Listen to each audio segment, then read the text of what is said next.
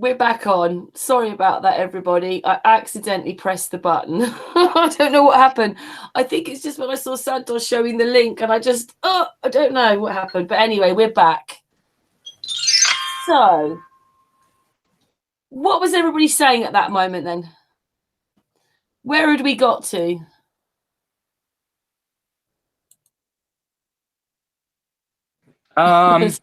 Someone will have to refresh my memory.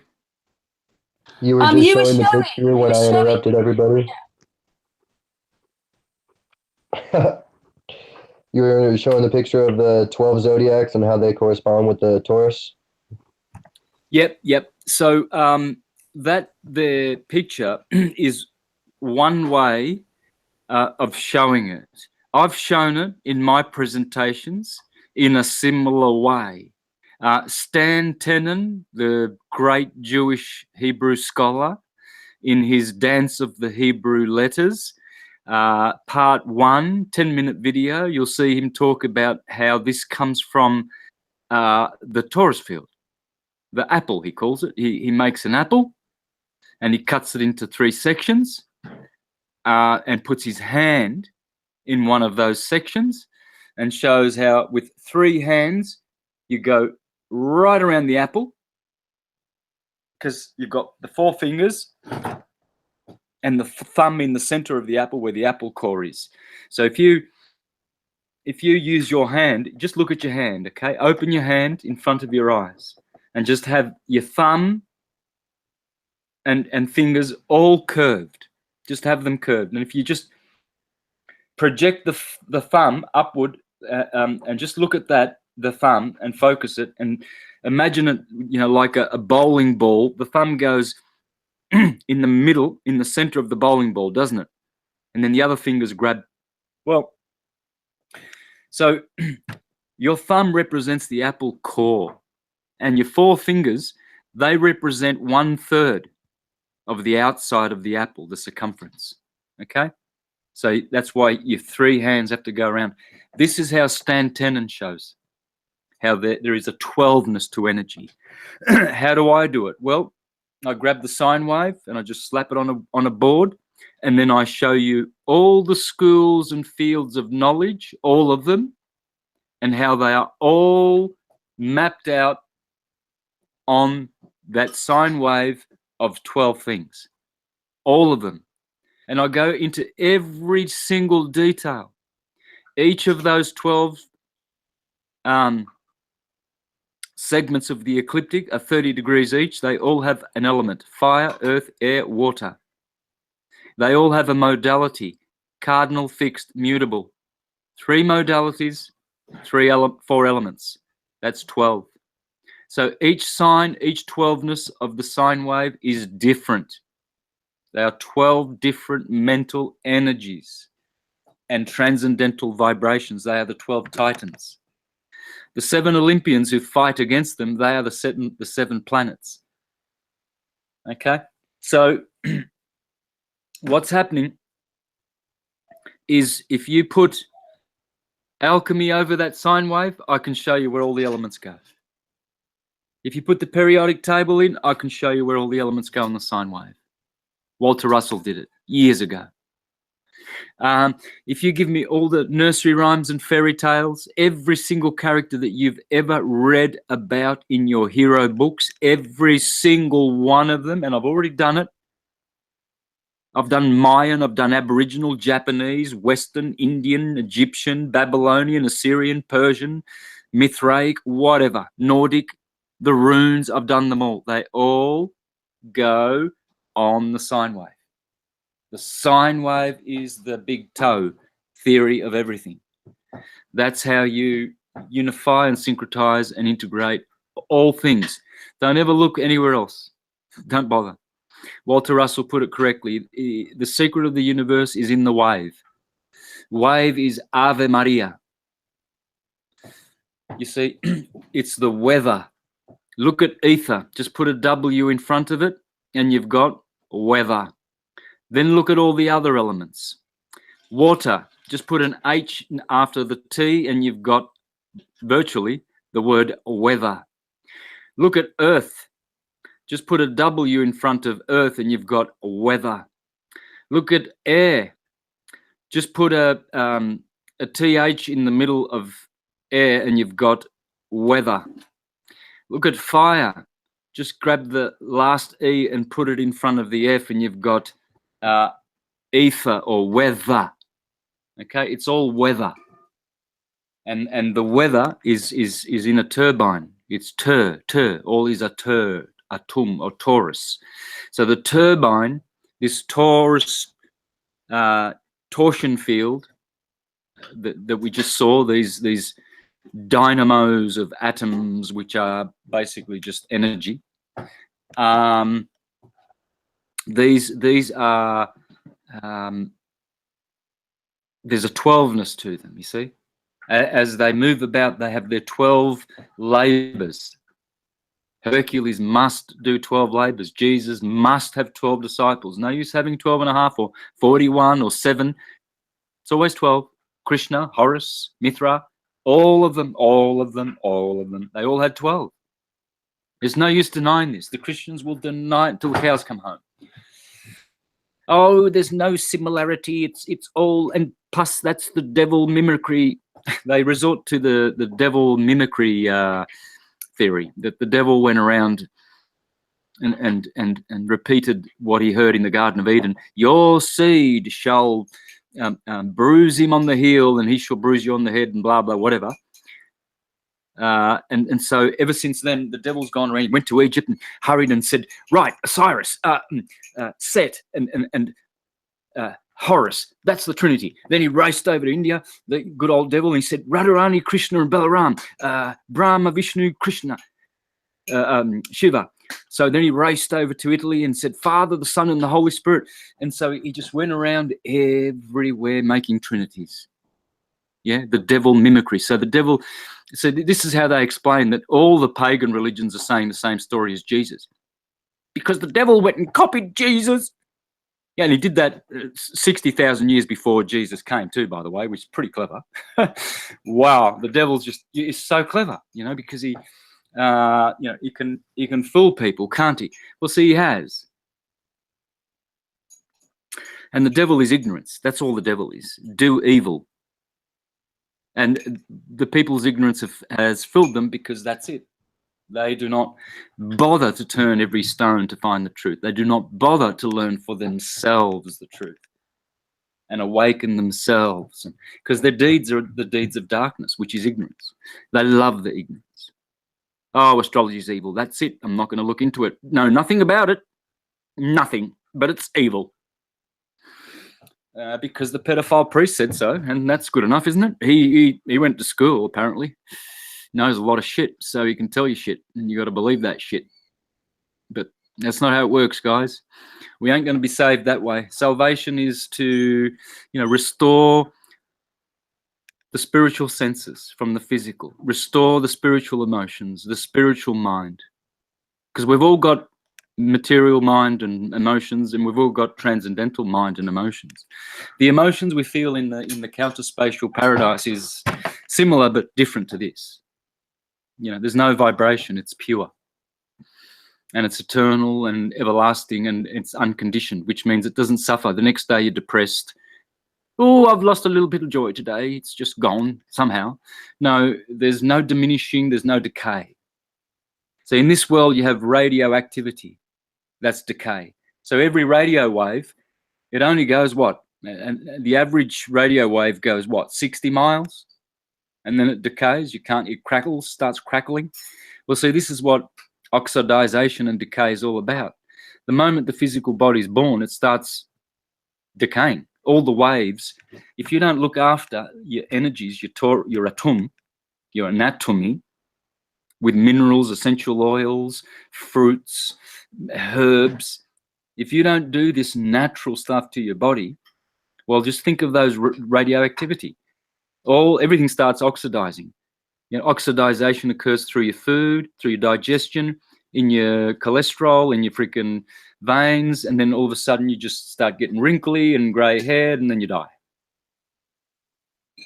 And that's decay. And we can counter that. I just posted a video, and I'll finish with this. I'll let someone else jump in, on my Facebook page about the frequency of 24 hertz. A guy put a hose near a speaker and filmed it at 24 hertz. It creates a standing wave. Okay. Then at 25, the water flowed in a forward direction from the hose down to the ground. Then he went to 23 hertz, and guess what? Reverse. You see, with frequency and sound, we can reverse the aging process. We can stop this decay. Why is there decay? Because we love the electrical, transverse, lustful, sensual world. We're cheap. We're cheap and nasty. Fast food. We want a quick thrill. You know, buy now, pay later. Yeah. Yeah. Anyway, so but if we all remember, Jesus said, "Store your treasures in heaven, where moth and rust do not consume." And that means that we should be living more in the world of transcendence and purity than in the world of lust and sense. Those who keep wanting sensation, you know, they want to parachute out of a plane and they want to do all these blood sports. You see some of these kids now, they put cameras on, GoPros, and they climb skyscrapers with their bare nails, and then they're walking along these tight ropes right up there in the skies, and they're filming it, and they're getting their thrills out of it. You know, they're hopping on the backs of trains, and you know, and just standing up. And some of these kids get killed. But this is how cheap, really, life is to some people. That thrills are so important that they will risk their lives. You know, not that we put life before everything, because we shouldn't. This life, that is. Eternal life, yes, we should, but not this life. You know, this life should not be taken in that way, because, well, we're destined for higher things. We know that. Better things are coming, and we know that. We sense that. We live for that. But the limitations right now, most people are bearing. We are the ones that will survive the limitations that are coming, though, because we will have the health and the mental strength and the emotional strength. But we have to do all the modalities, guys. All the modalities of healing and diet, everything we know, we must apply. Now's the time, because materially, the things could get denser before they get, you know, more ethereal. I'll hand over to someone else. Yeah, I like to say something about the food. Santos, it's a joke. There is a surgery that I see somewhere, and this surgery said that liars, it's kill more faster than cigarette. So yeah, I like this. Don't lie. Yeah, it's a joke. Nobody understands. Well, Artis has made a little video himself, haven't you, Artis, about trying to see what's actually in the food we're eating, by all the labels on it. Artis, are you there? Artis. It's really weird when you're there, because it's really weird you're sitting here and everybody's muted. Hello. Yeah. Carry on, Artis. Yeah, well, yeah, I'm surprised what people actually are still eating, and I also try to share my knowledge about food and try to make people aware of what they are eating. But yeah, it's slightly, it's becoming a little bit better than, say, probably 20 years, 30 years ago. The knowledge, because of the internet, of course, that people actually can look things up on the internet. Because back in the 80s, basically, if you are a vegetarian, they said you were insane. And some people, a lot of teachers at schools say, oh, if you are a vegetarian, you will probably die within a couple of years because you're eating unhealthy. That was the mindset in the 80s. So it changed a little bit for the better. And there are also, luckily, also even in supermarkets, some ecological food. I don't know if they are really ecological or they are shitting ours. But I try to even eat as healthy as possible. And yeah. Also, our digestive system isn't made for eating large quantities of meat. It just isn't. That's why a lot of people have stomach cancer or cancer near their stomach, because they eat so unhealthy and a lot of quantities of meat. Just look at our closest relatives that have basically the same digestive system are monkeys. They eat meat, they do. Only they eat it just before the winter and not huge quantities, just to gain some fat and some fat layer for the winter, and also some maybe some vitamins, of course. Just for the winter time, they eat some meat, and that's it.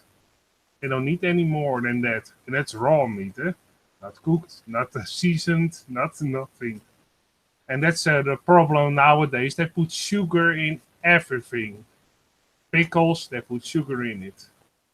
And that's a huge problem, because why do they put so much sugar in everything? Because otherwise you would taste that it tasted like shit, all the processed food. And they also put additives and preservatives in there so you don't throw up. Because normal reaction is that your body recognizes that it's shit and you will throw those processed foods with a lot of additives and preservatives. You would throw that up because your body reacts to it. But they put certain additives in there, so therefore your body gets fooled and it doesn't recognize it anymore as shitty food, basically. But that's the problem nowadays. They enhance the food so much to try to sell it for as cheap as possible, and actually try to put in the lowest quantity of food in there, and just make they sell you the shittiest food they can find, with the shittiest products, the shittiest apples, the shittiest potatoes, put a lot of flavor enhancers in it and other stuff, so it smells nice, like Santos said, and it tastes nice, but actually it isn't. Eating garbage. What I meant was, artist, that we've put. I mirrored one of your videos where you've put in what the labels mean on the food. Oh, the labels, yeah. That's what I always say. Pay attention on what is actually. What they put on the food, the PLU numbers, for instance. The PLU numbers will tell you what the food, if the food is organic, or it's a GMO food, or it's conventionally grown, but still sprayed with pesticides. It's all on the label. People don't read it. They, it looks nice, whatever. And that's what they count on. But why do they give all the information? So therefore, if you get sick, they said, yeah, but we put it on the apples. You could have read it, that you could be sick from it. It's in the ingredient list. Look, all the things, there's a chance that you could get sick of it. So therefore, they put it on the ingredient list. Look, we sell you the food, and yeah, if you eat a lot of it, yeah, you can get sick, but you should have done your research. If we sell those apples, they also are sprayed with pesticides. So you had to do certain things to get rid of the pesticides on the outer layer of the fruit. But they count on it that most people don't read it and don't do research, but they can get away with it because it stays on the packaging, that what they put in it. And they say, yeah, we put it on there, so yeah, you couldn't have done your research and knew that it wasn't that good to eat that too often. That's why Yeah. I like to say something about the food. There is a physically food, and there is a spiritual food. And I can say that what keep me alive, it's the spiritual food, because I didn't eat a great food in my life for a long time, so it should kill me. But the spiritual food, it's the start of to become a vegetarian. You see, so this is connected to my joke. If you lie, you can die faster than if you smoke. You see, so Also, certain it's foods the are same with the so food. yeah. Yeah, that's what I want to say about Indeed, the spiritual food. indeed, certain foods are so bad for you that they are actually worse than smoking a pack of cigarettes in a day. There, I know that we sell over here in Germany, sorry, and in the Netherlands you have filet American. There's so many additives and preservatives that actually, if you eat that on your bread, you smear it on the bread. It's some kind of pasta. It's even if you eat that whole thing, and most people do, they smear it on the bread. It's actually as bad as smoking a pack of cigarettes. It's almost the same as bad. And indeed, the spiritual food is of course good. And think about this: which animal cooks his food? Only humans. A tiger, I've never seen tiger with a frying pan or a monkey with There's an one. oven. There's one animal I know about. One single animal that only lives on a diet of cooked food, and that's a bird. It waits for a forest fire to happen, and it eats the cooked beetles from the forest fire. Its entire diet. And when there's no forest fires, the bird dies. No joke. I've only heard of one, but I thought it was a fun fact to share. What bird is that exactly? I do not remember. I do not remember the name, but it's one of those little facts that I remember coming across. From jumping from video to video, happened to come across some nature video about one of those top 5 videos, and it was one of the birds in the video. It only ate when a forest fire happened. Its entire diet consisted of those cooked beetles. So it's one of those things that I just remembered. I do not, unfortunately, remember the name of the bird though, but. I'm gonna look it up real quick. I'll get back to you. That's very strange, because I never heard about a bird that had so only that kind of a diet. Most of the birds eat seeds, eat worms. So you have a different variety in the eating pattern. So that is a very rare species. Probably. Yeah, like I said, it's the only one I've ever heard of. I'm gonna look it up real quick and see if I can't find it, and I'll get back to you. You've turned vegan, haven't you, Matthew? What's up? You've turned vegan, haven't you?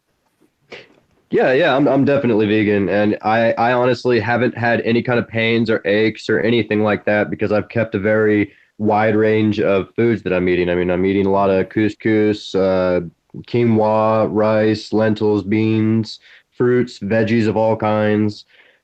So yeah, I mean, I'm keeping it pretty solid. Plus, I'm not drenching any of it in herbs and spices. Because what you're doing when you're doing that is you're actually performing alchemy. And when you don't understand what the real herbs and spices that you're putting together are, because the names have changed over time, when you blend those together, you're actually pretty much creating potions, that you don't know anything about, and you're consuming those, and it's changing your biology. So when you're consuming a lot of these things that you have no idea what you're consuming, because, yeah, cool, it tastes good when you blend it like this, and it tastes cool when you blend it like that, but, what are you really doing to your body? So I stick to like 3 main spices. That's Himalayan pink salt, pepper, and thyme. And then I like to cook it on coconut oil. But yeah.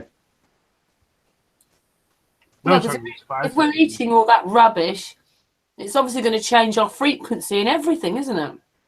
Oh, 100%. Because when your body is, trying to digest unnatural things that don't vibrate at a natural thing, when something's man-created, when something's man-made, and when man makes something and they don't do it with the laws of nature in accordance, they create an unnatural thing that vibrates at an unnatural harmonic frequency. So just the same as like if you take some all natural, beautiful spring water from the creek, straight from nature, and you microwave it, if you look at that, it's structure down to the molecular structure, it's completely destroyed. You've turned it unnatural because you've done something to it that's not natural. You know what I mean? So when you consume all these foods that we say are concentrated forms, where in nature are you going to go out there and, you know, find an apple that's got the concentration of 20 apples in one?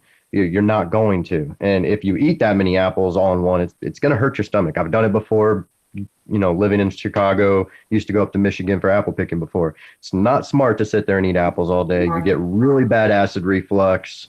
But yeah, I'm just saying, like when a lot of these things that we eat are unnatural. You don't want to do that. It does change our frequency. What's that, Yudit? I see the life of the Eskimos, and they eat animal, and they eat animal live, and they are very healthy, very healthy.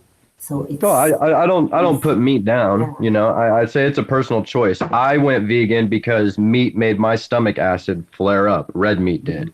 So I had to stop eating red meat. And I got sick and tired of chicken because of the Air Force. Turkey made me tired, and pork is honestly just gross. So I was like, you know what? And I don't eat fish. I can't. I wish I could because it's such a big variety, but I can't because I just can't stand the smell. It's overpowering to me. But I don't know. I'm very picky when it came to that. So I was like, you know what? Just try the vegetarian thing actually, because God, I loved butter and sour cream and cheese and ice cream. But after watching a few different videos of how these things are created and what actually goes into them, I was immediately turned off. Like, and I was the ice cream, like, man, like, God, that was my only. I don't do sweets at all. I don't drink, sugary drinks. I don't do soda. I don't eat candy at all. I mean, like. But ice cream was my Achilles heel. I don't touch it now. After I watched a couple of videos, I don't, because of the lack of laws that they have on it and how it's put together and whatnot. Veganism, it's natural. That's what it is. It's 100% natural. And by the way, biologically speaking, your body is not made to be carnivore. Your teeth, your jaw, it does not move up and down like a carnivore. It moves in a side-to-side scissory way, just like a herbivores does. Your body torso, from your hips to your shoulders, your torso length, your intestine is 13 times the size of your torso length. That's an herbivore's intestines. Carnivore's intestines is only 3 to 4 times the size of its torso length. It allows for less time for those fatty meats in order to pass through, so that way those saturated fats don't soak into their system. You will never, ever, ever find a dead carnivore because of a buildup of saturated fats or a clogged artery or something like that, or overweight. If you don't notice that, you notice that all these lions doing stuff is they just eat meat. But if you tear their intestines out, they're very short, very quick time for it to pass through. Humans, we don't have that. That's why we get clogged arteries and all that other stuff. Gorillas and stuff, they have 13 times the size. What do they eat? They don't eat meat. I mean, every occasional, you might see one, pick up and eat a mouse or something like that. But it's a curiosity thing on their point of view. They don't go out and hunt these things down. It passes by them, they grab it. Oh, what is this? Okay. I've seen a couple of documentaries. I'm just mentioning it because I know somebody out there is going to be a smart aleck.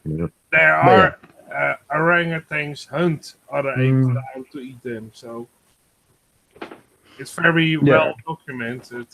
So some apes do hunt other apes to eat the meat.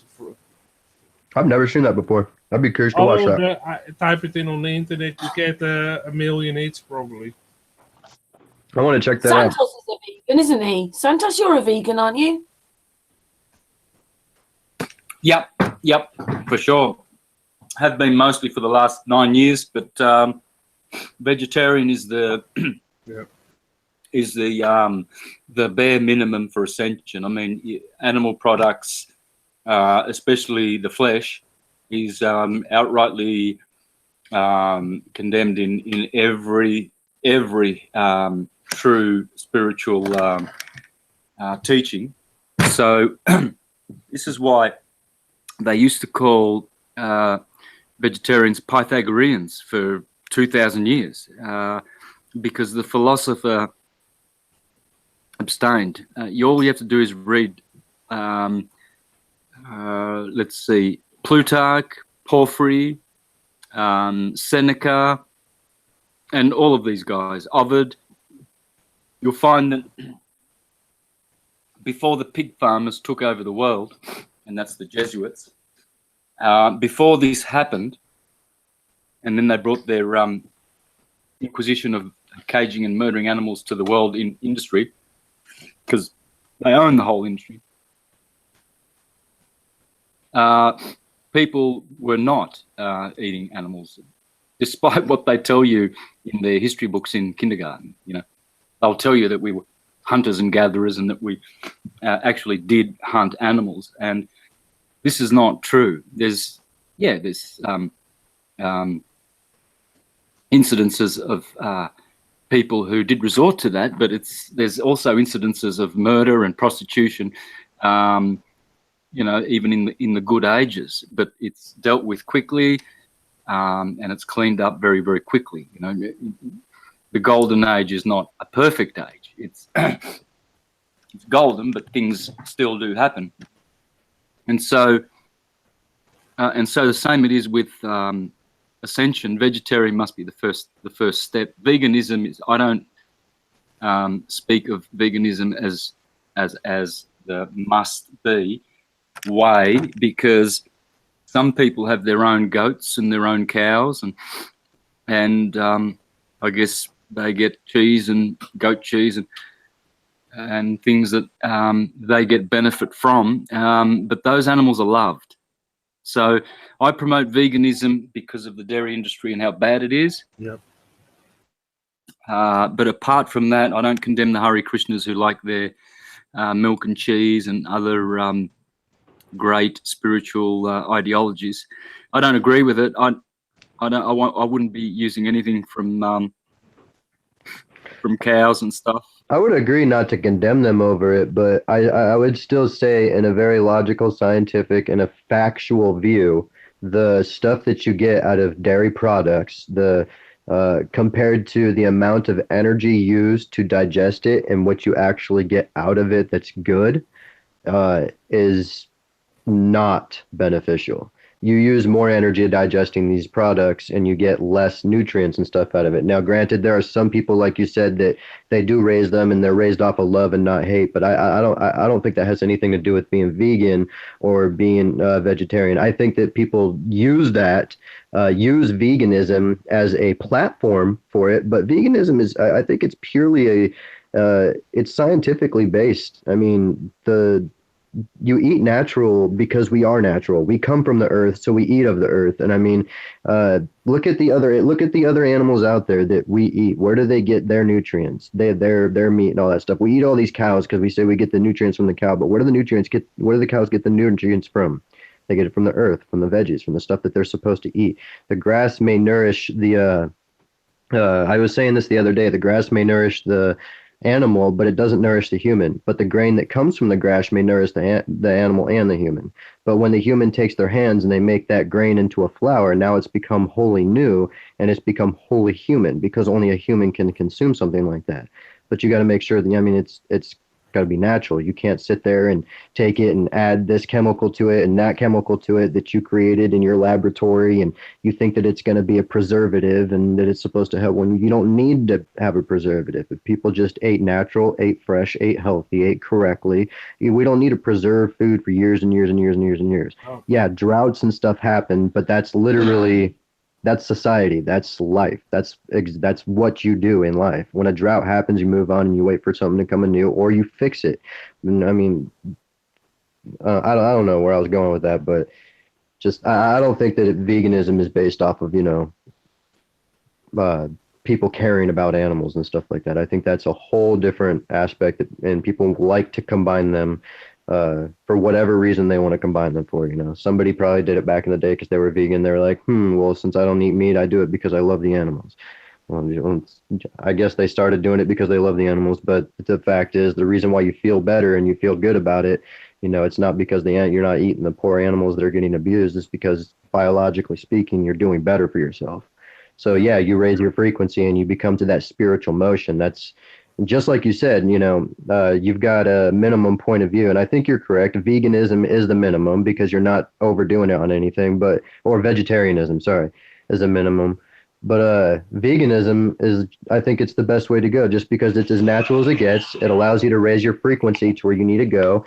And in my personal opinion, from my studies, I believe that you have to raise your frequency to a spiritual level in order to pass through that veil when you die.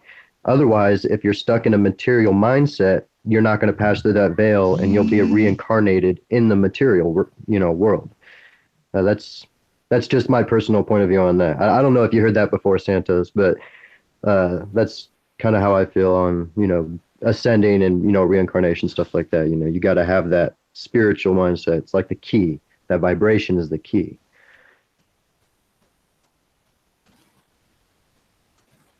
Just as you're passing over to Santos for a reply, Sai, do you have to go? Yes, Karen, I have to get off because I'm due to work early tomorrow morning. But it was a pleasure to be with everybody. And it's great to be here at this moment. It's history for me, only because I do have a past history with Santos. And thank you. And it was pleasurable to invite me to this panel. And shout out to you guys, and also to the chat that's here now, that's able to experience that we are experiencing. And it's a bountiful everybody, from what we picked up and what we hear today, and how we are really experiencing. So looking forward to come back in the near future, and thank you. Oh, thank you, my darling. Yeah, thanks for being here. Thank you, Sai, very much. And yeah, we'll come back soon then to Sun and Moon. Thank you. Bye. Bye, darling. Bye. Flat Earth hugs for you. Sorry, Matthew. Just explain again the question to Santos. Well, it wasn't really a question. I was just commenting on what he was saying as far as veganism goes.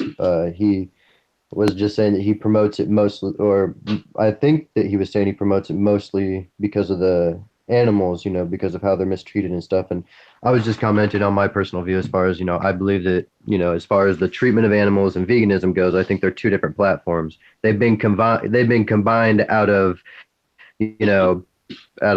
similarity, or out of, a extra reason for going against, the abuse of animals. But I think the real thing behind veganism is scientific. But besides that, I wanted to let Santos know that what he thought about my ascension idea. In order to ascend, you need that frequency set of mind, that spiritual frequency set of mind, in order to pass that veil. Otherwise, if you're stuck in a material set of mind with that frequency, you'll basically pretty much bounce off that veil, come back, and you're reincarnated in the material. That's why they say the keys to immortal life, is that ascension, is that Christ ascending, is that christening. That's the key to immortal life, because when you have that Christ ascending, now you have that spiritual frequency mindset. So now you're going to move on. You're no longer going to continue to be reborn because everybody's like, well, reincarnation is immortal. Well, it's not, because you don't remember your past. You don't remember anything unless you have the keys to Amenti, kind of like Thoth and the pre-Atlanteans. That's not really immortality. Immortality is you continuing on, your spirit continuing on with you, full remembrance, full memory, and full, consciousness, and continuing with never having to deal with the material, realm again. That's to me, infinite life. I was curious what you thought on that.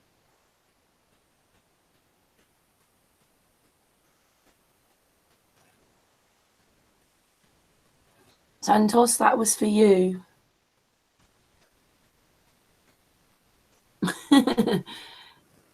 Panel full of muted mics. Santos, are you there? Maybe he's attending to something, or he had to get something. Who knows?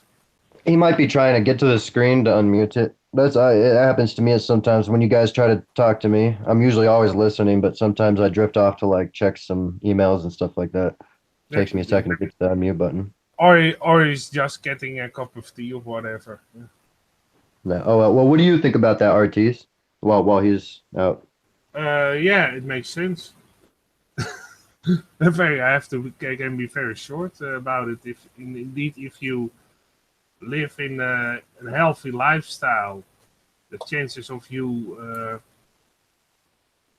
being spiritual, enlightened, and having a higher frequency, and also can feel higher frequencies. Therefore, the transaction to let's call it the other realm could be smooth indeed, and could also be indeed, if you don't do that, that you are reincarnated to actually they let you try it for a second time until you get it right.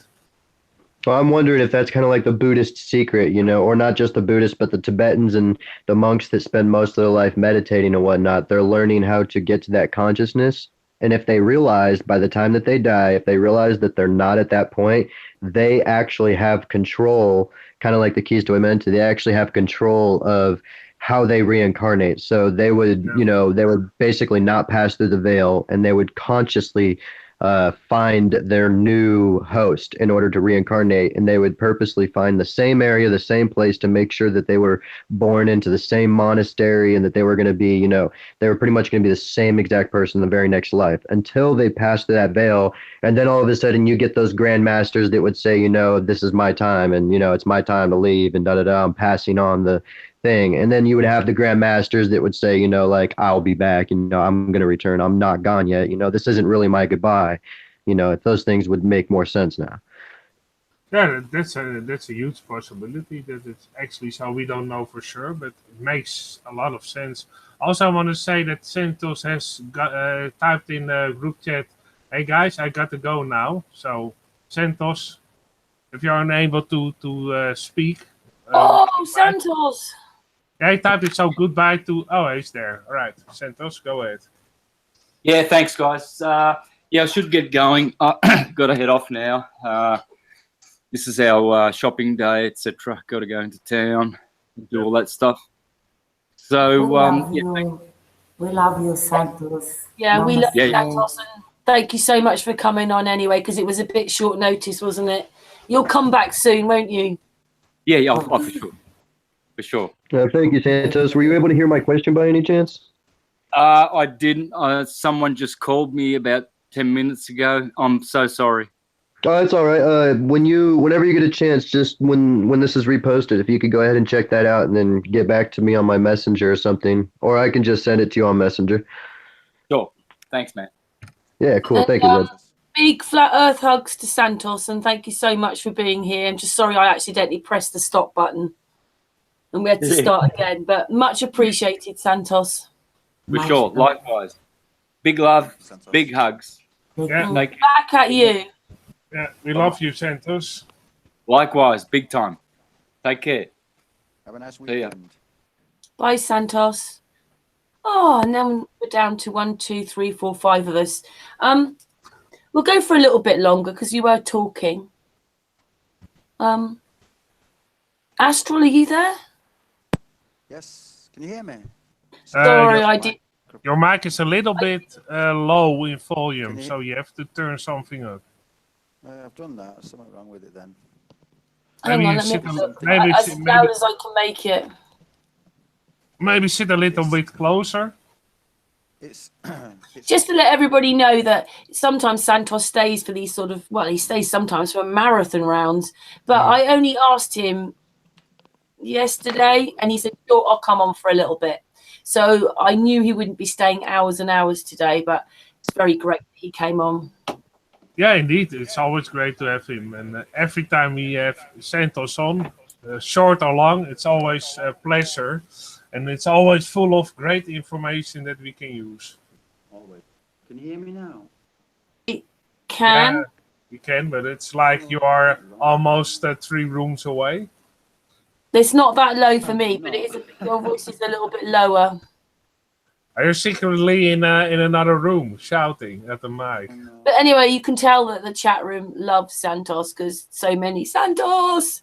Oh, So- yeah, It's always great when Santos comes on. for sure. Every time I hear that name Santos, I think of that old Family Guy episode. I'm like, Santos. Santos. I don't know. I can't really do it, but it's really funny in my head. Okay. What we've noticed is as well is that Santos was telling us this months and months ago, but everybody has their ideas and what they think. And then over the months, when you start listening to all the other people, they're very close to Santos. They may be a little different, but they're talking like Santos now, understanding a lot of his work. So, yeah. And I also am very happy that he talks about the vegan lifestyle, that how healthy that is for you. Because I have a whole long journey of being vegan, 43 years, so that's very long. I was a vegan back in the 70s. Yeah, I was born. I raised a vegan, and actually you get a lot of similarity. You can see in the reactions back then when you said you were vegan. You get almost the same reaction now if you say you are a flat earther. What? Are you flat? The earth is flat? And back in the 80s they said, what? You're vegan? What is vegan? Most of people didn't even know what it was in the 80s. Vegan, huh? What is that? You don't eat meat, huh? You probably die. The same surprise reaction, also the same type of not in understanding it or not wanting to understand it. You had also those same reactions that people said, "Oh, you're stupid," or it's not you are not telling the truth. And the same reactions you get now with the flat Earth. If you talk about the flat Earth, people have almost the same reaction to it. It's very similar. That's what I love about this group so much, though, is that we're flat Earth based, but we talk past the flat Earth. Like we base all of our stuff off of flat Earth, and we move on to the next. Like, okay, now that we know the flat Earth is truth, where are we let's start discussing what real knowledge is and stuff. That's what I love about this group. We're at that point, and especially Santos. Santos way beyond that point. Santos needs a new nickname. We should start. It's Santos Bonacci, the last Fibonacci. Hey, and I also need artists to do his little figures. Oh, his bubble heads. Can you hear me? Oh yeah, everybody gets one. We can hear you, Astral, but you're just a bit low. Yeah, I will also make one for Matthew, but I will do a video with all the figures in it. That's awesome. Yeah, just as just see it as a present for everybody that is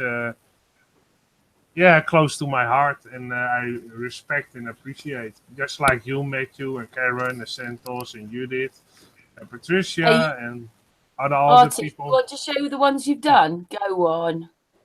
Oh, is anybody here an electrical expert? No, not me. Like anybody of the group? Do you guys know? I'm lucky if I'm lucky if I can back in the day could turn on a video recorder, and that was basically it. That's awesome. You have to know, Matthew. Well, I've got an idea. But I was gonna comment and talk to Santos about it too, but he had to leave. I feel really bad. But it's the Ankh. I believe that I have like a bit of a breakthrough on it. I just need somebody with some electrical knowledge and then somebody with some metallurgy knowledge, and them two peoples to combine and speak to moi so that we can recreate some old Egyptian technology that will pretty much help rewrite history. Okay.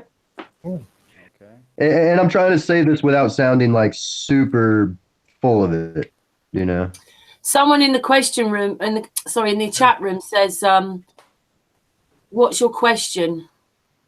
There's somebody indeed named Kinder Barefoot. I know a little bit about electricity, so what's your question?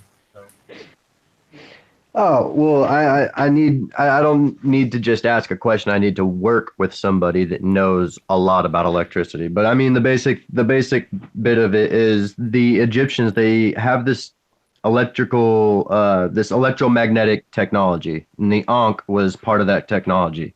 What it did was it created a electromagnetic field, and with the wasp scepter, you were able to manipulate that field. and can to push it to the frequency that you needed it to. And I believe the true frequencies in which to actually help the human being and their natural frequencies are the Fibonacci scale. So I believe that the ancients knew about the Fibonacci scale and used it as frequencies to tune their ankhs in order to self-induce themselves into enlightenment. It's what's called artificial enlightenment, and it's what the kings or pharaohs used to do. It's also why they did it way too much, and I believe that they might have some of them might have done it in a incorrect capacity, because their cranial capacity, it started to enlarge. They had mutations because they were basically pumping their head full of radiation. And when you don't know everything about radiation, you have mutations and stuff. Well, I think that's why some of them had those enlarged skulls rather than calling them aliens. I think that it was honestly just electromagnetic radiation mutation because of the ankhs. Well, I need somebody with electrical knowledge to help me, because I know how to wrap it all together and I know how to put it all together. I just need somebody that knows exactly what they're doing to put it together. And then I need somebody that does metallurgy, because there's specific shapes of the metal hull and the shell that I need casted, that only somebody with metallurgy knowledge would know how to do. And if I could put these together and I could figure out somebody, once again, the metallurgy person, because they would understand the frequencies of the metals, the densities of the metals, and I need to find a tuning fork, but big enough to tune the frequency of the electromagnetic field of the wasp scepter. Plus, I need to find the correct materials that are electroconductive and dielectric, so that way it's fully insulated. And I don't know about the JED yet, but we need to figure out the power source too. So I know that's a bit of a load, but yeah, that's the short bit of it. Have you met James? I'm sorry, what? James. Have you met James? Yeah, because he's very intelligent for things like that. I think. Yeah. No, I have not. James is very intelligent in that section. Yeah, that's what they're saying. He could help you. That's all the stuff that I've been really looking into, because in the Emerald tablets, when I was checking them out, one of the first things that Thoth said that he has one of these staffs, right? And he used it when he first came to the land of Kem, the ancient land of Kem. He landed there. The men of Kem tried to attack them with spears and stuff, which was the ancient Egyptians. Well, when they did that, Thoth said he raised his staff and emitted a ray of frequency to the men that stopped them in their place. So I'm like, okay, so once I read that, it was like an immediate connection. I'm like, okay, holy smokes. So this is right. So I was correct. These things were technology. It's not just a symbol for life. It's not just a symbol for eternal life or death or whatever. No, it's an actual technology that they used. And then I was even furthermore solidified and concreted in my belief when all of a sudden a post landed on my lap that said somebody had discovered an electromagnetic coil wound up inside of a rock. Now, this also connected with my belief that these rocks weren't just chiseled, and they didn't just carry 2-ton rocks across deserts and oceans and all that stuff. No, I believe that they mashed down materials that they understood that naturally went together, and they brought those materials in a smaller form, either small rock pebble or most likely a dust form, knowing how well they're put together and how naturally they look, and then they melted them down and they molded and recreated these things. And that's also how they created the hieroglyphs and stuff, is they used heat in order to melt the surface of the rock, and they would press in the shapes rather than carving out the shapes of the stone. They pressed them into the stone. They shaped the stone around it by softening the surface of it. Also, the Hutchison effect, whatever creates that could have been a possibility too. So it's either the heat or the Hutchison effect in order to soften the tissue. But since the material doesn't look unnatural, which the Hutchison effect does to a material, I'm going with the heat because that's more natural. So that makes sense. Yeah. Yeah, I started making all these connections once I saw this old, like, how, I mean, they carbon dated it and gave a bunch of BS number on it because you can't carbon date rock, No, so that's just stupid. But they said that it was so many years old, but it was an electromagnetic coil wound up, a perfect coil, and it was inside the rock. And they were like, well, the only way that this is possible is two things: is if they had casted the rock around the coil, or if the coil was somehow time traveled and was there during the dawn of time when this rock was created. And they were like, so, I mean, the obvious answer is, it was casted inside of it. And I was like, there's no way, because these are my theories, the theories that I put up like months ago, and I'm like, this is just like all connecting one after another. After I was like, watching you guys and getting on here with you guys and studying Santos and, looking up Ken Wheeler and Scientific Lee and, studying Eric Dollard and all them. And I'm like, finally just started making connections. I knew these symbols were real things and not just symbols. oh yeah, it makes a lot of sense how you explain it. A lot of sense, and I'm so also in the impression that a lot of stones were casted because even in Peru they are on such a high elevations of mountains. It's almost an impossible task to get those rocks up there, and it would be far more easily if you cast them on the location itself. Therefore, you're already on top of over there, and then actually, powder is very easy to get up there, and you can cast it on the site itself. And also, if you cast a stone that is maybe not even hardened completely, you can put another stone on top of it, and they actually would set out against each other. If something dries, normally. You remember that video you were showing us where that guy had the compass, and as he moved it on the stone, it started changing position as the farther he moved it and stuff? Yeah. That's the same thing like what you're talking about right now. Like, what if instead of just like, what if they made sections, and they had sections of rock that they placed they melted each side, and it was kind of like welding, except not welding metal, they're welding rocks. Yeah. You know what I mean? So that's why you have the different, magnetic compass size, or maybe that was because of the pouring. I don't know. I was thinking of that when you were talking. It was like a bit of a thing. Indeed, if you I thought something like that because of the way that artist was showing all these pictures. It almost looks like a digger's gone in there and dug it out. What do you think about that? Wow, Astral. What's it called? The needle. Can you hear me now? Yeah. I changed. Sorry. It's the other way now. This is okay. This is far better. Yeah. Right. The what are they called? The big needle, like Cleopatra's needle. What are they called?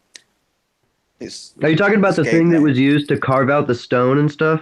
No. I'm actually talking okay. about a huge, like up in Washington. Oh, the pendulum? The big needle. No, the obelisk. No. Obelisk, that's the word. Yeah, obelisk. Ah, there's one yeah. that's been. There's one that's been. It's still laid out there in a trench. Yeah. What do you think about that? That's right. I remember about that too. Yeah, that's almost like it's been melted and then stamped out with the things. Well, I'm wondering if they had casted it and they were placing it there, and if it had fallen over or something, and while they were casting it, it was still in a primordial form, not a solidified form. So that way, when it fell, it kind of casted back into the ground. But I don't know. That's a good question. I actually hadn't thought about that. Or they were just digging out the cast to pour the stone. Plus, or there's something else. When you use a cast for pouring something, the cast gets worn. So after the certain that's brilliant. You're right. What if that crack happened when they were removing the cast? If that's where it was casted. Yeah. And because in a certain time you have to refresh your cast. You can see with pouring metal, pouring other kinds of things, or pressing things, your cast starts to wear down. That actually the sharpness gets lost in the process, and therefore you have to dig out new cast, and that could be actually carved out from a bedrock to make it as strong as possible for your cast. Yeah. That's true. Plus, there's also times when you're casting something, when it solidifies, there's cracks in it, and you actually have to throw that material out or recycle it. What if that's what happened? When they removed the cast, they realized it didn't, settle correctly, and it settled with a crack, so they couldn't remove it and carry it off. Yeah. That's smart, artist. I didn't think about that, man. It kind of looks like these things they were digging that maybe, I mean, there's your theory, but what happens if all that was like clay? And they were digging out clay, and the clay is set and obviously petrified. Well, it's not clay material, though. If it was clay material, they would have said there would be something written about that, but it's written what kind of stone it is. Otherwise, that would make a lot more sense. And here's another thing that I was it doesn't stumbled appear upon. it doesn't appear like clay, more like granite sometimes. I don't mean clay. I just mean it was soft. Or like limestone. Soft. Limestone is soft too, but it's not like clay. I mean, it's very malleable.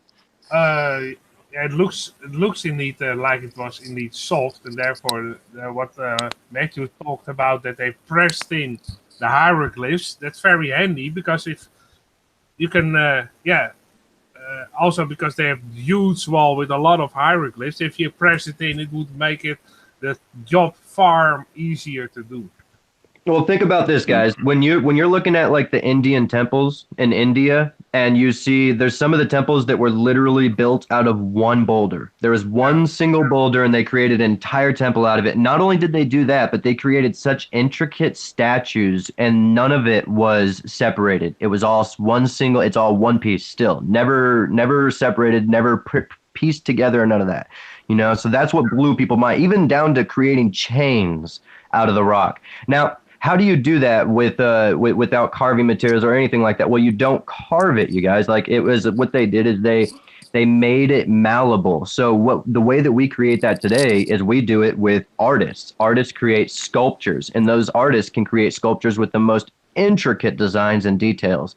I believe that they had artists just like that back in the past. They just had either a lot more of them, or they knew the technology better, and they were able to create a malleable material out of the rock. So they went out there to the natural rock, they emitted any frequency into the rock, and they matched the frequency, which allowed them to actually mold it. They can scoop rock away as if it was sand, on the beach. They could scoop out chunks of the rock and put it away, and it would, once it was out of the vibration or out of that field, it would no longer, hold that form, and it would solidify back again, and it would be like a regular rock. And then they were able to take it and push and mold it with different frequencies. That's honestly what I believe. I've got something, right? What about these statues of Ramesses? Because I was looking at something today. They are absolutely, no matter where you go, they're the same, exactly the same. You overlay a picture of one that's like I said, molded. I mean, you can't carve with that kind of precision. No. You can't carve with that precision. I mean, without machines, without factories, you can't. There are some small imperfections. They're not exactly, but all. So like mold. I was trying to find it then, but I couldn't find it. I mean, if the imperfections are exactly the same, then that means that sounds like a mold, right? Like no, it was something to do with the lips. They weren't quite matching. They've superimposed this head of Ramesses, and superimposed them over each other, and there was a slight difference. I want to interject what Matthew was talking about, temples that were basically transformed into liquid, and therefore they could carve. This is the Mysore temple. It's in India. And you can see this looks like it was liquid. See? You see the ripple effect over here. This is an unfinished temple, they call it. See? This looks like just like a lava flow, almost how a lava flow goes when it's still liquid. See? You can see clearly, and it's even darkened at the top, so therefore it could be a little bit. Wow. And it didn't work, because you can see a lot of pieces are broken off. See? And this is something went wrong when they constructed this. See? But you can see. Yeah. It looks very fluid, but also over here you can see air holes. You can also get it when you melt certain fish, you get air holes, just like this. And it cracked basically when they were in the process of making it. It cracked because you can see everything is sliced on the same angle, see? angling on this temple, every slice, you can see basically something went wrong in the process of probably melting the silicate. So some dark patches could be because of the rain, but some patches are really strangely dark. And probably when they constructed this temple, something went wrong, and therefore it wasn't finished. But if you look at these pictures, certainly the one in the beginning, this one, it looks very melted. That they melt, it's almost like a candle that is melting. So the story that what Matthew was explaining does make sense, and we have even an example like this one. I always like to show pictures that you can actually see some proof of something that you're talking about. Yeah. That's awesome. Yeah, if I could do that, I totally would. I wish I could. Well, it takes a lot of time and research to find these pictures. Sometimes I have to flip through maybe 500 pictures a day to find actually one that is good to use. Takes a lot of That's the one bad thing about the internet not being censored to a point, you know, because I'm all for not censoring and free speech and all that, but when it gets to a point to where people can, you know, post things as reality when they obviously are fake, you know, that after a while, you know, it starts to blur truth, honestly, and it makes it difficult for people that are out there trying to seek knowledge. And by creating the most incredible thing to hold the knowledge of the universe and that anybody can, you know, get into it, called the internet, and to corrupt it into this, you know, malleable and this manipulatable, you know, thing. I think that was a shame to the incredibleness that the internet could have truly been. I mean, censorship, yeah, it sucks, but to a point, you know, like, hey, if it's a story, even if like you're creating the most elaborate, most incredible fake story ever, at the very end of it, just freaking write fiction. I mean, like, just do it. Like, who cares, man? Like, you created the greatest thing ever. I'm sure everybody knows Harry Potter is fake, but that thing has groups and followers as if it was as real as you and me. So, I mean, it wouldn't have been a big difference, but still you should have done it so that way it didn't confuse people in the future that actually took certain things as truth, kind of like, you know, aliens and stuff like that. People are like, you know, like, yeah, I don't know. I digress. Yeah, good point. Good point. Yeah. I agree, actually, yeah. It's a shame that people do put up shit or they change photographs or whatever, you know. I mean, well, take NASA, for example. You can show pictures of NASA, bubbles in space, all that kind of stuff. For sure. But you show people and another unfortunate thing is well, yeah, another unfortunate thing is that we could only experience 10% of the internet. The other 90% is the dark net, and you got to know how to work that in order to go there. Well, that's unfortunate because the 10% that they do allow us to use is so nasty and corrupted that even if I go on the internet right now and I try to research something that's knowledgeable, something with wisdom, if I try to say research further into my Coptic learning, because I learned how to read and write Coptic, I just don't know how to translate it. So say I want to go do that. I guarantee you I'm going to get all kinds of ads about sex or, you know, porn or stuff like that. And I'm like, I don't care about this. If I wanted to look at shampoo or if I wanted to look at, you know, grocery list or if I wanted to know about the housewives of Hollywood, like I would go look at these. I would look those things up. But if I'm looking these things up, don't flush me with that. And the internet, the 10% that they do so-called control and that they do have eyes over, they allow it to be plagued with all this stuff. Now, if you were on the dark net where it's completely uncontrolled and completely uncensored, I can see that. I can see you being bombarded with spam and all that because, like you said, it's uncontrolled. But in the 10% that they do control, that they choose what we are and are not allowed to see, and that they allow to still be smutted and, you know, filled with the filth and the lies and the BS that they allow it to do without any censors. And they say it's censored, but it's really not. You know, it's like, I don't know. It kind of bums me out. It really is because the internet of today is kind of like the Alexandria Library. I just say I hate being the one to say, Astral, I don't know what you're doing, but your microphone's touching something. Oh, it's just making a lot of noise. Sorry. It's like, don't worry, just you're not talking. That's all. It's like this. Thank you, darling. It's like this. Yeah, Yeah, sorry. It sounds like he's playing with poker chips.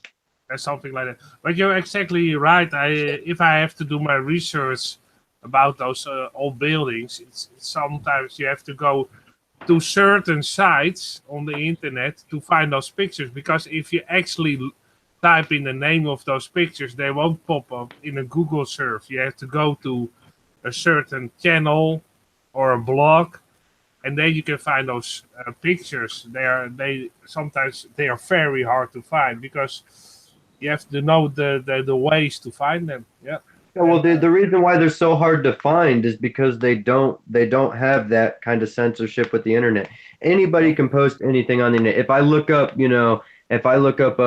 something very specific, like say, a blue nose shepherd, or a blue nose pit bull, and I go to Google Pictures, I'll see like 4 pictures of a blue nose, and then after that, it'll be every type of pit bull in the world with an occasional blue nose thrown in here and there. It's like it doesn't censor things very well. It makes you search. It's like the internet, the knowledge is there, but you're still forced to look for it and search for it because we don't want to censor it. You put it on the internet and all of a sudden it's good to go. You're free to go.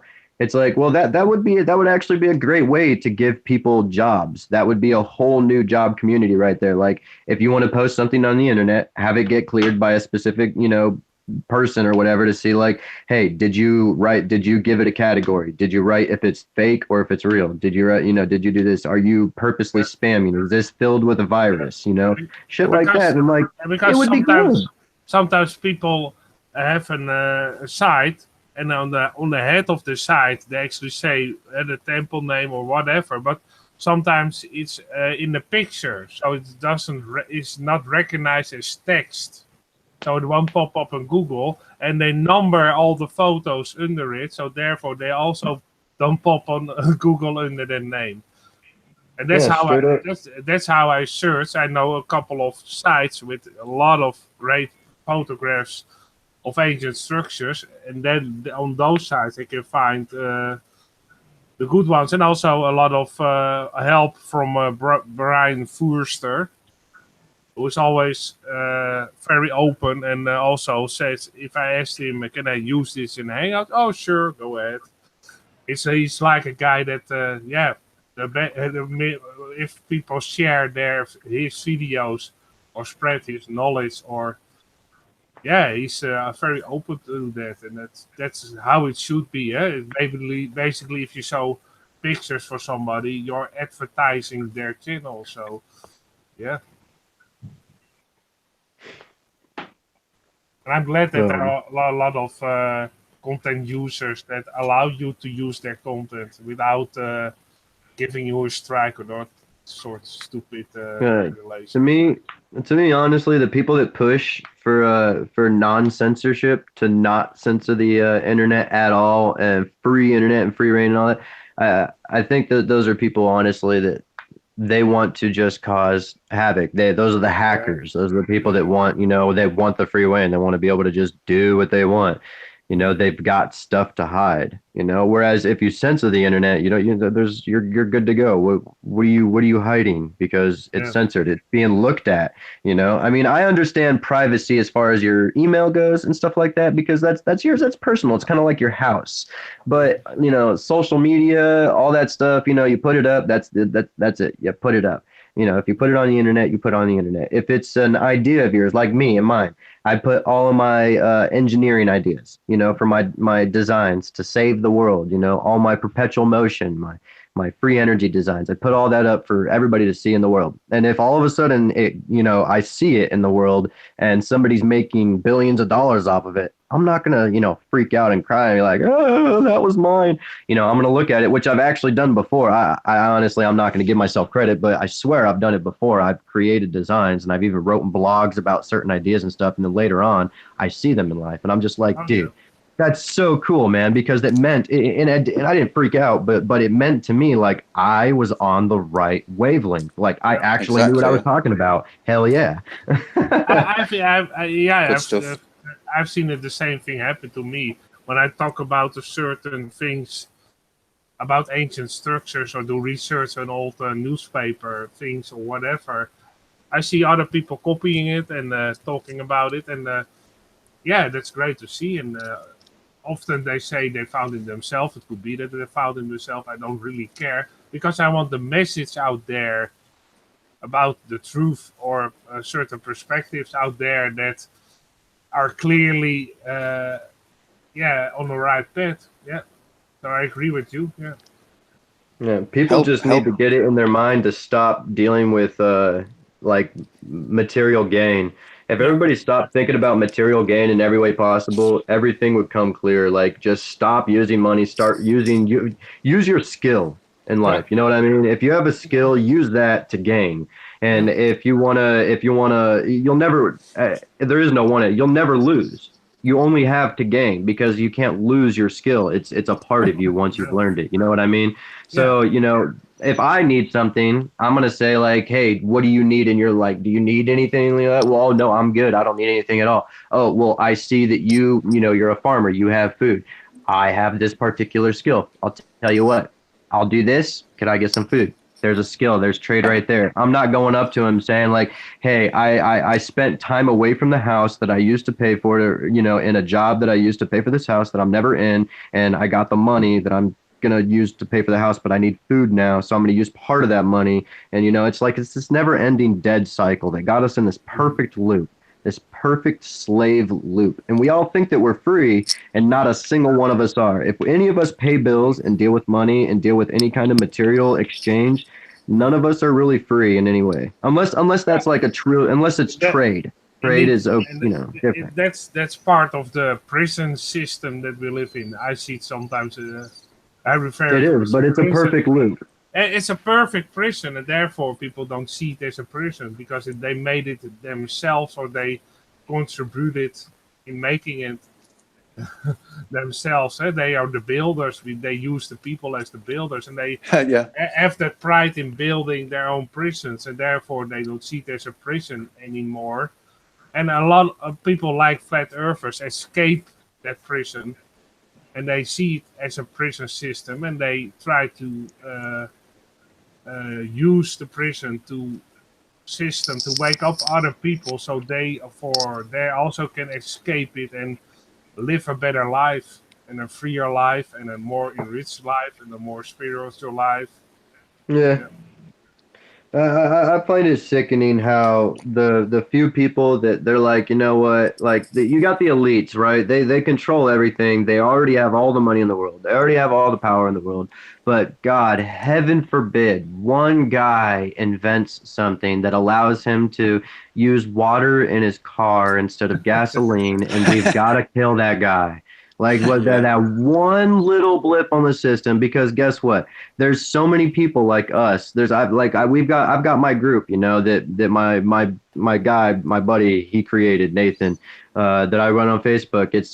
It's got almost 100,000 people on there. We all know about free energy. We all know about certain knowledge and energy, but you don't see every single one of those persons, you know, looking up the patents and the blueprints of these things and building them to better their lives and whatnot. Even though we're truthers, I think in a way we say that we're awake, and that's true, but being awake and actually doing something there's a huge difference, you know. Because I was actually thinking of doing this funny little kind of vine, like a vine, you know, that everybody does nowadays. But it's going to be like, you know, a person sitting in front of a deaf person. And the deaf person that can't hear, they're going to play the part of the government and of the system. And the person is going to play the part of the people.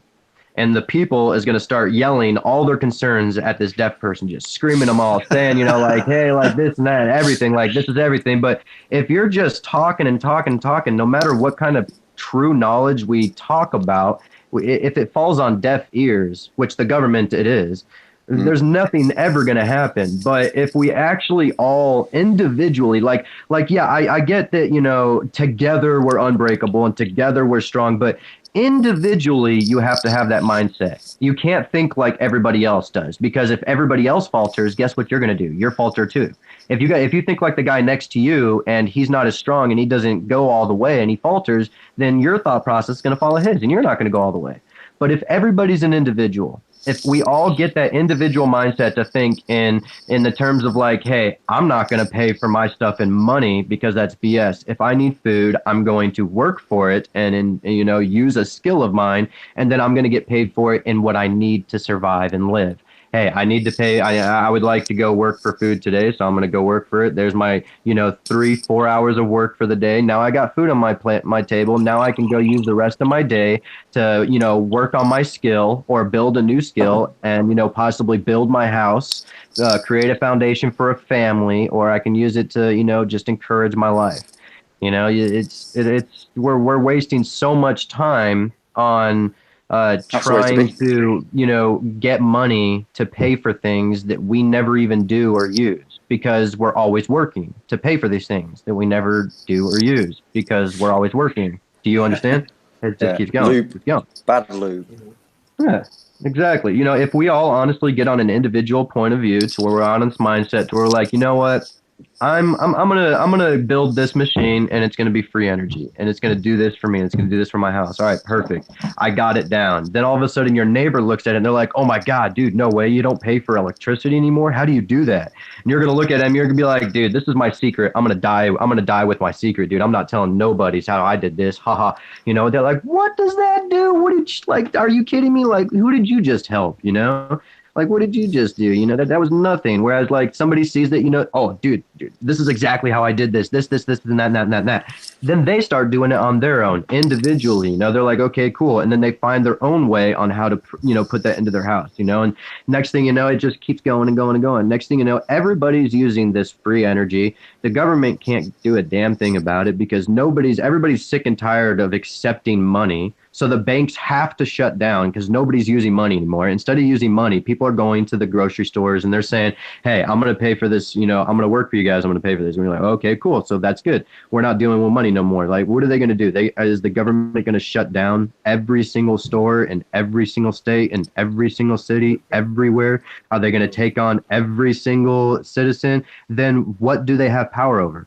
What do they have? Everybody is so concerned saying like, oh, well, the government will do that. They'll come in, they'll say martial law, and they'll round us all up and put every single citizen into a camp and all that stuff. And I honestly have to disagree, because if they do that, then their power is gone. We are the power of the elites. We are the reason why they have the money. We are the reason why their gas actually is worth something. We're the reason why their pollution even exists. We're the reason why the health concerns because we're exist, buying the because cars, we aren't we? And accept we're it all. using the energy, Sorry for Exactly. We accept it all. If we stop doing this stuff, they don't have power. They don't have anything. And if they took us away from all of that, then where is their power? What are they going to do? Like, where are they going to get their money from? What are they going to have control over? Who are they going to command? Who are they going to boss around if we're all rounded up and we're all dead?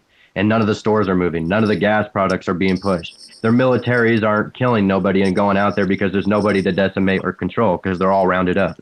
I can't see that ever happening, because it's not a power move. And these elites, they're not stupid like a lot of people seem to think they are. They think that they have a one set mind. Ooh, control the world. Okay, this is what I'm going to do, robot. No, these guys are like 1,000 million miles ahead and 1,000 steps ahead of any grandmaster chess player that's ever existed. It's insane where these guys are. And we got to realize that. And all we have to do, that's the funny part though, is no matter how far ahead they are, they realize that all it takes is for individuals as a mass to just stop what they're doing and to agree on what's real and what's factual. Like, hey, I proved that this device can run your vehicle off of water and you will never pay for gas again.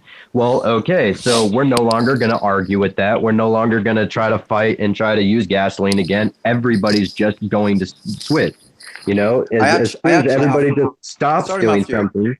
Huh? I actually have plans for that. I got plans maybe about 20 years ago. Hang on, I'm sorry, Astral. I turned you down for a minute because you were making these noises, but I've just turned you back up. Rubbing Sorry. on me. Sorry. I actually have plans for that. Water. How to convert your engine, a normal engine, into a car that runs on water. I got it given off. Yeah, I got it given off a friend of mine years and years ago, maybe 20 odd years ago, man. Yeah, But me and my yeah. dad actually built one. I put it on my Instagram, instructions on how to build it and everything. If you look up my Instagram, you'll find it. It's an HHO generator. I built it wicked cheap too, and it powered a small engine, a little lawnmower. But really really cool, man. But Awesome. if I upscaled it, of course, it would work a lot better. But I pushed that to the next level. I created a windmill design and collects the oxygen.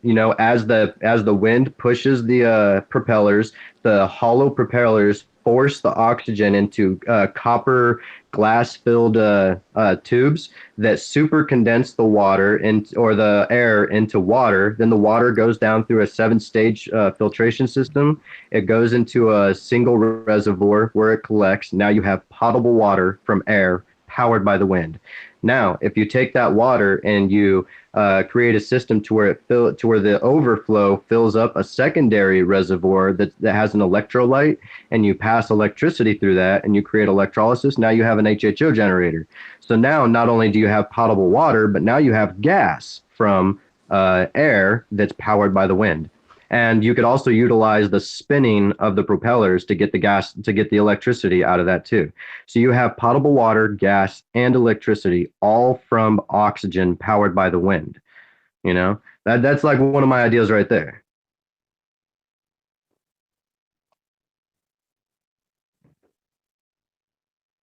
Huh. Well, that sounds yeah. So how long ago did you do this then, Matthew? Well, I've been working on that for a long time. I've been trying to get it out there for like ever. I just tell anybody, I say like, hey, this is I post it at least 2 to 3 times a year. I think I created this design like a couple years ago, one of my older ones. I've got all kinds of different designs, all kinds. There's some really cool ones, because I seen this one idea where they used this guy, he put a weight on the end of a pole and he spun the weight really, really, really fast. And the centrifugal force from it allowed him to lift the pole up and the weight above his head and spin it around as if it was weightless. And it was like a combined, it was a 50-pound weight and like a 5-pound bar, a dumbbell, a weight bar. And he just lifted it up like it was nothing because he spun the weight. So I thought to myself, I'm like, well, that's kind of smart. So that created kind of like a weightlessness effect. So if I were to be able to hook up an electronic system to a specific weight, that when you increase or decrease the spin of that weight, it increases or decreases weight of whatever's connected to that pole, kind of like the pole itself. That's why I was able to lift it with like a finger. So if I did that and I created a way to connect that other end of the pole to an object, then is it possible for me to spin these weights at a specific speed to accumulate to the weight of the object that I'm connecting with it to create a weightless object? So well, then like firefighters could use this, and say like a car was on top of somebody, they could just connect this thing to a car, start spinning those weights, and the car would just lift up, because the centrifugal force of the spinning weight, you increase it and increase and increase until finally it starts affecting the actual weight of the car itself. It starts creating like this field of energy that decreases its weight. So that was another one of my conceptual designs that I created, and I don't know, I go on and on. I've got journals filled with stuff. I love it. I love to give to the world. It's what I want to do, and that's why I love the energy that I have, because I'm realizing like in order for these things to actually happen and to occur, for them to be forever, I've got to find out how the ancients did what they did, so that way I can put those my technology ideas with the ancients' knowledge together and create like the perfect energy, the perfect system for a utopian, ideal society, to where we don't have to slave and work all the time, to where we can progress as individuals and actually have lives.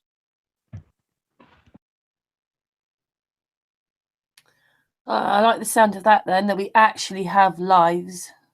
Yeah, indeed. So thank you for that. Maybe we can end the hangout on that note, because we are going for a very long time. I'm getting tired, but I don't know about you. But Yeah, just to let everybody know in the chat room, we came on at 9 o'clock with Dojo and most of the people here on the panel. And then we did Santos, and then, of course, I had to start again. So we have actually been streaming now, apart from end of dojo and the reset. We've been going for like 6 hours now. And this is the third one. Yeah, number 3. I love that. My very first time when I was on with you guys, I think it was an 8-hour. It was an 8-hour long one. My very Whoa. first one. Yeah. Well, it's kind of 6 hours, except for these little breaks. Yeah. Artist, do you want to just show your little figures before we go then? Oh yeah. Always glad to. Just to yeah. explain to people, like these people come on Sun and Moon, and yeah, you'll maybe have to say a couple of their names. Like, well, yeah, I'll do it. People might not know who Robert is. Yeah, you can. Then you have to present me. Otherwise, if you talk, you don't see the picture. If you want to narrate it. There you go. Oh, you go. No, you narrate it. You can do it, artist. They're your bobbleheads. You can also do it because you're basically the pillar Well, of the pillar. I don't know who this one is. It's Astral, and Astral's on the panel. What do you think of her little bobblehead, Astral? I think it is excellent. Done a really good job there, artists. Really, you know.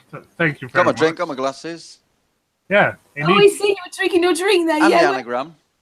Yeah, and your anagram, and yeah, I changed it because if somebody says, "Well, I like this a little bit changed or that a little bit changed," that's okay with me. And then I changed it. So before he didn't have a class, and now he has one. And because he needs. And also, you worked out that Astral 3 was an anagram of the Earth is flat. I didn't work it out. Astral told it in Hangout, so I now remember it. Oh. Yeah, sometimes I do remember stuff. The East Earth Well done. Synchronicity, that's all it is. You It's artist. synchronicity. Okay. God, then we want to see Yeah. the same pose then. Oh, he's moved it on now. So there's a No, same pose. no, it's the same pose. Same pose. Uh-oh. Where's your drink? Yeah, that's about right. Like that. Thank you. Oh, Yeah, next thanks. one then. Next one. The next one is you, Alright. Karen. So. Oh, I don't know who that is either. No, it's a good thing that I put a name under it. Otherwise, you were guessing the whole night. And what it is I haven't actually got it here right now, but I have a Homer Simpson mug, Yeah. and I've often shown it on Hangouts. Mm-hmm. And artist has put the Homer mug in. Yeah, yeah, it's written. Yeah, it's very small, of course. Now it's actually written on that mug. It says "the less perfect man." Yeah. So that's. Next one is Patricia Steer of the Flat Earth and Other Hot Potatoes with her cats this time. The last time I showed it, it was without her cats, but I thought about it and I thought, well, she's such a big cat lover, the cats also have to be a part of it. Yeah. And this I is think the last. everybody will know who that is. We got Patricia Steele one. Yeah, and this is Robert Forrest. This is one of the people. I think he was one of the earliest guests on the Sun and Moon group. Eh? Yeah. With his bottle of water and of course his camera. Yeah. And I think that's about it. You Oh should- no, sorry. We You also, should. I was going to say, you should have a sunrise up behind Robert. Yeah, that because he always has a sun. yeah, I can't wait to prospect. see what you got going whenever mine comes up. If you're gonna do that one, bud, I'm curious now. I love these. Yeah, they're cool. yeah. And this is Angel. Is also most of the time is here Sunday. Sunday at the Sunday. Fantastic. That is fantastic. He comes on Sundays and he wants to build a pyramid. So yeah. Yeah. Actually, in this picture, it was already finished, so that's I handy. I swear to you don't guys have all- to change. I don't have to change the picture if he actually finishes. I swear to you guys all, if Angel builds a pyramid, I'm right there with him with my technology, and we're doing this. We build out of we're glass. changing the world if he builds his pyramid. I'm gonna help him build it. Actually, Okay, that's great, man. That's great. I'm not even close to You would joking. I'm love like so dead serious. I would love for somebody to do that. Like there was a billion out there that recreated Noah's Ark on what he thought Noah's Ark looked like and everything. But when I was thinking, and he did it with the idea of a boat in mind, like an actual ship in mind. But then I'm like, well, it doesn't give specifications for a ceiling. So if it does that, then all the walls must connect, and they all connect to a point, which creates a pyramid. So I want to see somebody actually build, create a pyramid and like try to actually put it together with, if they've got the sources to do so. I'm right there. I don't care. I will put in some backbreaking labor to do that. I straight volunteer to build that so pyramid. intriguing, the pyramids. So But I'm gonna do it intriguing. with technology, hardcore. I'm gonna use my Ankh technology, create like the weightless effects and stuff. I want to try to do it the way that the ancients back in the day did it. So that way, when the world actually watches us building it, they'll see it and they'll realize that the truth is there, and that it's not just a bunch of baloney. I hear that. Yeah. Here. Seconded. Yes. Well, we've had a really great time. Lots of guests and people, including Dojo and Santos. But I think we're probably going to end the hangout now because we've been going for roughly 6.5 hours. And Jay, of course, the dancer. And Jay, of course. Oh yeah, Jay. Because we're all dancers. You're all dancers. I will help you out, Karen. I know that you're a little bit tired, so if you forget anybody to mention, it's because we are a little bit tired. Sorry for that. We love you all. That's okay. Artist, you're talking. Do you want to end the hangout? No, you do it. You have such a great way of ending it. Oh, okay. Well, as I forgot Jay then, and I shouldn't do really because We got to come up with a jingle. Oh, I can't. It's 3:30 in the morning here, Matthew. No, I'm saying like I can work on it. I could go back onto my laptop. I used to do that. I could put together like a little ending jingle that you could play to like play us off in the end of all our Sun and Moon group things. Oh, that'll be good. Yeah. Thank you, Matthew. Yeah, that's cool. You should use You should use that line from Bob Marley. The sun shall not smite eye by day, nor the moon by night. That's a good one. Yeah. Can I actually say one more thing? Go for it. All right, I've just been wanting to say this to a lot of people because a lot of people are commenting on, the killing going around and whatnot, and like especially on Facebook, there's a lot of like stuff that people saying like, they're for cop killing or cop killing and this and that and whatnot. Like cops kill us, so let's kill them. I just want to say one thing, like for everybody that is pro gun and pro killing, even in defense and offense and whatnot, keep this one thing in your mind: your body is a material, momentary vessel, whereas your soul is eternal. So think about that before you want to concrete your idealism in, actually being able to pull the trigger or kill anybody for any reason in any capacity. Even if it's in self-defense, just think of that because, once again, your body is momentary and it's the material, whereas your soul, it's eternal. And you, like me personally, I would rather save my soul than try to save my body. Can I just say something? That's been at me for a lot lately. It's very strange. It's very strange, this thing, right? But if the Americans put their guns down, it'll be worse because they'll be able to bring in their martial law quicker. It's because Americans have got guns. I agree, but that's I'm not still, saying in my opinion, a material thing. Or anybody should, but I'm just saying that whole thing about, because your constitution also says, doesn't it, that if you don't like the government, you can actually kick them out or you can whatever. So your constitution is different. But if the Americans put their guns down, then they're going to get there quicker. Well, that's exactly what happened in all the other countries. When that happened, when the governments took the guns away and the people did pay for it. And that's true. That would absolutely happen. But what you got to realize is that's like that's a mind thinking. That's thinking like, if I put my guns down, they're going to kill me and I won't kill them. Well, okay, so your body died. that momentary, so that thing that was gonna die no matter what, that you're never gonna change, that thing, that body, it is going to die one way or another. Now, you can't help the fact that the government came in and killed you. You can never help that fact. You can never help the fact that anything killed you if it was not your time to be killed, if it wasn't just natural. So plain and simple, you were gonna die. Like, that is it. Like, you had no control over it. So instead of worrying so damn much about it, realize that it was gonna happen anyways, and now you're free of the material BS, and you can move on eternally as a spirit now without bloodstained soul.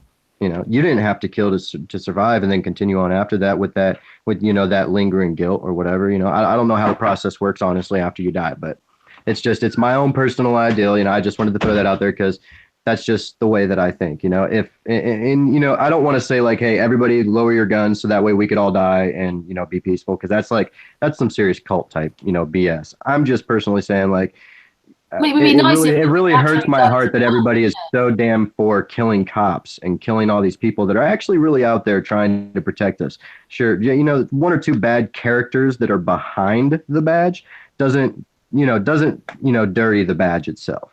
That's just my opinion. It'd be nice if we didn't have to have guns in the first place. All I just noticed was that this whole thing about all these fake hoax things that are happening and shootings and that, it is because they want the people to put the guns down. But I think after, I've got which one it was now, one of the first school ones, what it did was it made more people buy guns. It didn't make people put their guns down. It made them go do the opposite. Well, it's not that. That's exactly what they wanted. They wanted people to get riled up so that way the government can come in and the government can legally have a reason to forcefully take people's guns. Whereas right now, whereas before, you know, if there's not a bunch of mass shootings and they don't think that there's a mental problem, there's an issue with, you know, assault guns and all that stuff in the United States, if they think their citizens are okay, they wouldn't worry about stripping the people of their guns. But now they create this issue and they create these, what people like to call false, you know, people really do die in false flag attacks. They're called false flag attacks because they were orchestrated. You know, they weren't, you know, just something that actually happened because, you know, people out there with a radical idea. No, it was the government did it because the government has an ideal behind what they're doing. Well, these false flag attacks are creating it to where the government can have an actual reason to go to Congress, create a law legally so nobody can BS and, you know, like try to fight them with it. The UN can't raise their hands. People can't, you know, rise up in riots because the government's afraid of that no matter what. If the people really did actually get spanked by the government in like the nastiest, stupidest, worst way, like the government straight up just did martial law and, you know, didn't care and just totally neglected the people, I guarantee you 100% of the fact, knowing Americans and knowing how well they're strapped, they would not fall. They would not put up with the stuff. You know, they just wouldn't. People, it would go down in a burning, blazing, fiery hell. Plain and simple. And the government knows to avoid that, so they got to take that away from them. How do they do that? By legally doing it. So they do it in a grid point pattern. They go into certain, you know, places, place by place by place. It's already happened. I believe there was a neighborhood in North Carolina that the police went door to door and like illegally knocked in doors and took guns out of people's houses, you know, and seized them on purpose. I believe that there was also another state where they already rounded up homeless off of the streets and put them into a FEMA camp as a trial run.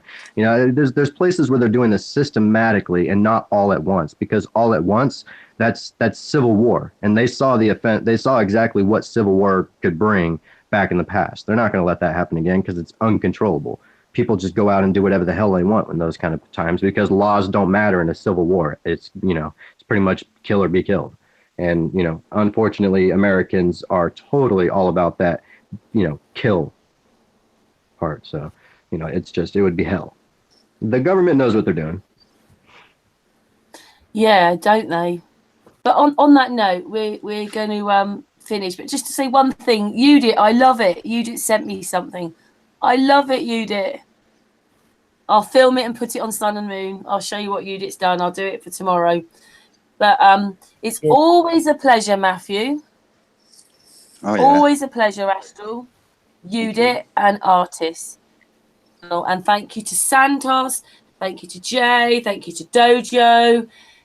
Thank you to everybody in the chat room and everybody that's going to watch this video.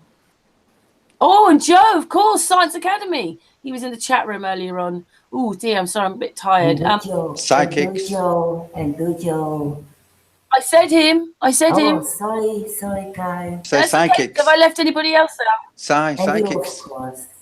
Oh yeah, PsyXiX. There you go. And you, of course, Karen. Thank you. Yeah, Karen. Yeah, thank you. It was great. Thank you. Thank you, Karen, for again a wonderful hangout. It was great to be a part Without of you it. lot, though, it wouldn't be, would it? It's all because of you lot being here. All of us. It's all of us doing our bit. I mean, I can't be Matthrew and his amazing brain. Yeah. or- Where did You you, guys get seriously that help out. brain? Leona. I want Or, one. Yeah. or Inspector Clouseau. You guys help out a lot. Inspector Clouseau, artist. He's when he researches. Yeah, artist, you're going to have to make your own little bubblehead, but you're going to have to be Inspector Yeah. Clouseau. With a magnifying glass and a couple of old books or something like that. Yeah, you need to do yourself, that's for sure.